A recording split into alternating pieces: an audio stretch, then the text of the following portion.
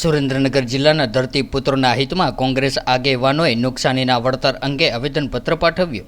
સુરેન્દ્રનગર જિલ્લા કોંગ્રેસ દ્વારા વરસાદથી નુકસાનીના વળતરની માંગ સાથે વિશાળ કિસાન રેલી યોજીને હલ્લાબોલ સાથે આવેદનપત્ર આપવામાં આવ્યું હતું. આ વિશાળ કિસાન રેલીમાં જિલ્લાભરમાંથી મોટી સંખ્યામાં ખેડૂતો જોડાયા હતા.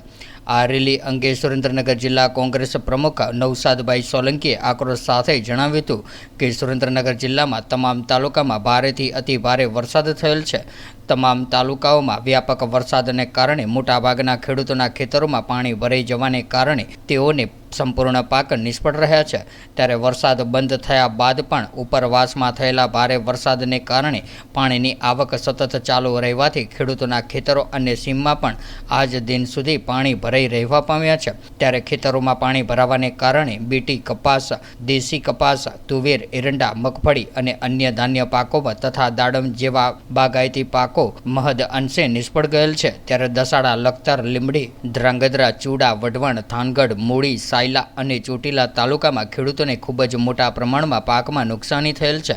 ત્યારે હાલમાં સરકાર દ્વારા પાકની નુકસાની બાબતે સર્વે પ્રક્રિયા ચાલુ છે, પરંતુ સુરેન્દ્રનગર જિલ્લામાં સર્વેની કામગીરી ખૂબ જ ગુકળ ગતિએ ચાલી રહેલ છે. ત્યારે આજની ગતિએ કામગીરી કરવામાં આવશે તો સદર સર્વેને પૂર્ણ થતાં આશરે હજુ 1 થી 1.5 માસ જેટલો સમય લાગે તેમ છે. જ્યારે બીજી તરફ હાલ તડકો નીકળતા પાણી સુકાતા ખેડૂતોના પોતાના ખેતરમાંથી નિષ્ફળ થયેલા પાકોનો સફાયો કરીને ખેતરો ચોખ્ખા કરીને નવીન વાવણી કરવા લાગશે. તે બાદ આવા સર્વેનો સાચા જરૂરિયાતમંદ ખેડૂતોને લાભ મળવાની આશા જણાતી નથી, જેને કારણે જગતનો તાત ખૂબ જ મોટી આર્થિક નુકસાનીની ગર્તામાં ધકેલાઈ જવાની સંભાવના છે. ત્યારે સુરેન્દ્રનગર જિલ્લા કોંગ્રેસ સમિતિ દ્વારા યોજાયેલી આ વિશાળ કિસાન રેલીમાં સુરેન્દ્રનગર જિલ્લા કોંગ્રેસ પ્રમુખ નવસાદભાઈ સોલંકી, ચોટીલાના પૂર્વ ધારાસભ્ય ઋતુજભાઈ મકવાણા, વિક્રમભાઈ રબારી સહિત કોંગ્રેસના રાજકીય આગેવાનો અને જિલ્લાભરમાંથી વિશાળ સંખ્યામાં ખેડૂતો હાજર રહ્યા હતા. કહેવા કરતાં હું તો ત્યાં સુધી કહીશ કે આ આફત જે છે સરકાર સર્જિત આફત છે.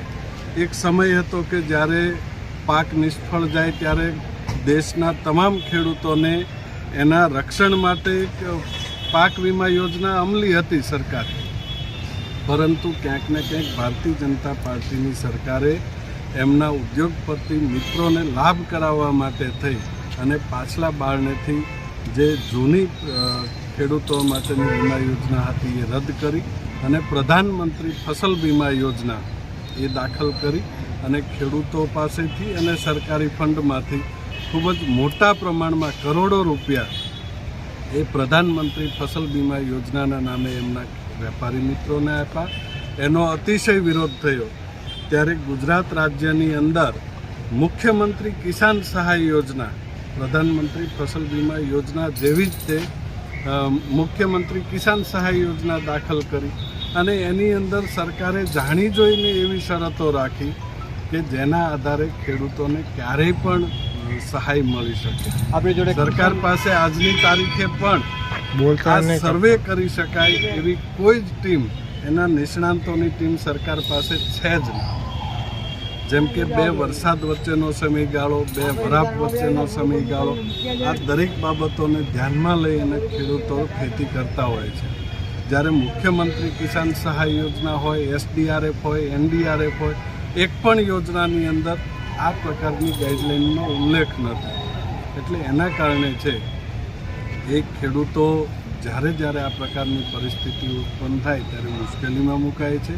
સરકારને માત્ર મત લેવા પૂરતો રસ છે એટલે સર્વેના નાટકો કરી રહી છે. ખરેખર તો ગામ દીઠ એકમ બનાવી અને એના માટે નવેસરથી કૃષિ નીતિ ઘડાવવી જોઈએ.